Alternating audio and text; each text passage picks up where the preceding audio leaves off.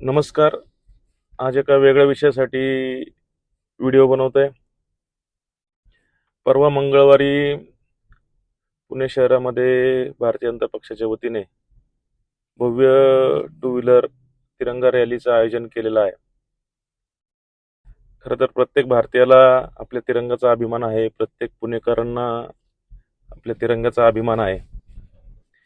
आणि हर घर तिरंगा सुद्धा अभियान गेल्या अनेक वर्षांपासून केंद्र सरकारच्या माध्यमातून चालू आहे. मी दरवर्षी त्याच्यामध्ये सहभाग घेतो.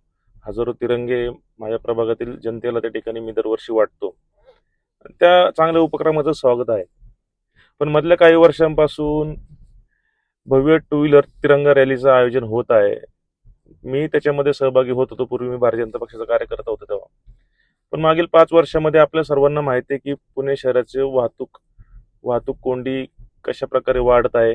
परवाच्याच आपल्या सर्वांना माहिती आहे की जो टॉमटॉम आंतरराष्ट्रीय ट्रॅफिकचा जो सर्वे आहे त्याच्यामध्ये पुणे शहर हे जगामध्ये वाहतूक कोंडीच्या बाबतीत 5व्या क्रमांकाला गेलेलं शहर आहे. पुणे शहर एक IT हब आहे, सांस्कृतिक राजधानी आहे. एक राहण्यासाठी योग्य म्हणून पुणे शहराचा प्राधान्यक्रम आहे. पण अशा परिस्थितीमध्ये गेल्या काही वर्षांमध्ये पुणे शहरामध्ये मेट्रोची कामं चालू आहेत. रस्त्याची परिस्थिती खराब आहेत, खड्डे आहेत. प्रत्येक चौकामध्ये संध्याकाळच्या वेळेस सकाळच्या वेळेस वाहतूक कोंडी होत आहे. आणि अशा परिस्थितीमध्ये भारतीय जनता पक्षाने प्रत्येक नगरसेवकाला जवळपास 100-125 नगरसेवक आहेत, 50-100 पदाधिकारी आहेत. प्रत्येकाला 100-100 टू व्हीलर आणण्याचं टार्गेट देऊन, म्हणजे स्वयंस्फूर्तीने तर कोणी येत नाहीये, प्रत्येकाला टार्गेट दिलेलं आहे. मग ते लोक प्रत्येक जण आपापली टू व्हीलर्स घेऊन येणार. म्हणजे जवळपास 15,000 ते 20,000 टू व्हीलर्स पुणे शहरामध्ये एका वेळी येणार आहेत. ते पेट्रोल जळणार आहे, त्याचं प्रदूषण वेगळं होणार आहे, ध्वनी प्रदूषण वेगळं होणार आहे, प्रत्येक चौकात वाहतूक कोंडी होणार आहे.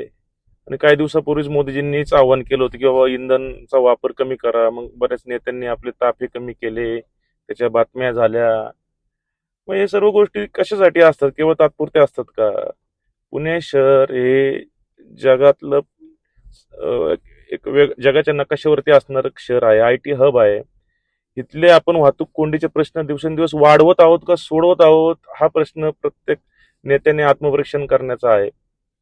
मला असं वाटतंय की ही वाहतूक कोंडीचा प्रश्न या तिरंगा रॅलीच्या माध्यमातून मी काही याच्यावरती वाईट काहीच नाहीये. तिरंगा रॅली ऐवजी तुम्ही चांगले उपक्रम घ्या.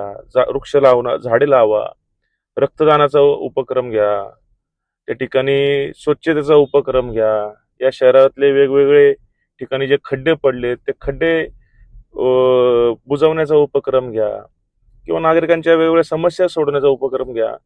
पण जबरदस्तीने आपल्या कार्यकर्त्यांना, नगरसेवकांना टार्गेट देऊन 15,000 ते 20,000 गाड्या रस्त्यावरती आणून त्याचं पेट्रोल जाळून ध्वनी प्रदूषण करून, ही कुठली राष्ट्रभक्ती? जेणेकरून सर्व बाकीच्या पुणेकरांना त्रास होणार, कोणी हॉस्पिटलमध्ये जायचं त्याला त्रास होणार, महिला भगिनींना ध्वनी प्रदूषणाचा त्रास होणार.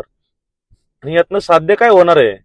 यातनं केवळ फक्त बाबा नेत्यांना वाटणार की बाबा आम्ही मोठी शक्ती, खालचा नेता वरच्या नेत्याला दाखवणार, नगरसेवक शहराध्यक्षाला दाखवणार, शहराध्यक्ष आमदाराला, खासदाराला दाखवणार, खासदार आमदार मुख्यमंत्र्यांना दाखवणार. पण तुमच्या या स्पर्धेमध्ये सर्वसामान्य पुणेकरांना तुम्ही भरडू नका. एक माजी नगरसेवक म्हणून, एक कार्यकर्ता म्हणून, एक पुणेकर म्हणून भारतीय जनता पक्षाच्या शहराध्यक्ष असतील आणि या सर्व उपक्रमाचे प्रणेते, आयोजक चंद्रकांत पाटील यांनी तर या पुणे शहरातलं वाहतूक कोंडी सोडण्यासाठी तर एक उपक्रम केला नाही, पण हा पराक्रम मात्र वाहतूक कोंडी वाढवण्याचा चंद्रकांत पाटील अतिशय प्रामाणिकपणे करत आहे. तर माझी त्यांना विनंती आहे की हा तुमचा जो मंगळवारचा उपक्रम आहे, कृपया तुम्ही बदला. नाही तर पुणेकर त्यांच्या पद्धतीने भारतीय जनता पक्षाला या वाहतूक कोंडीचा जाब आणि प्रश्न विचारल्याशिवाय राहणार नाही. धन्यवाद.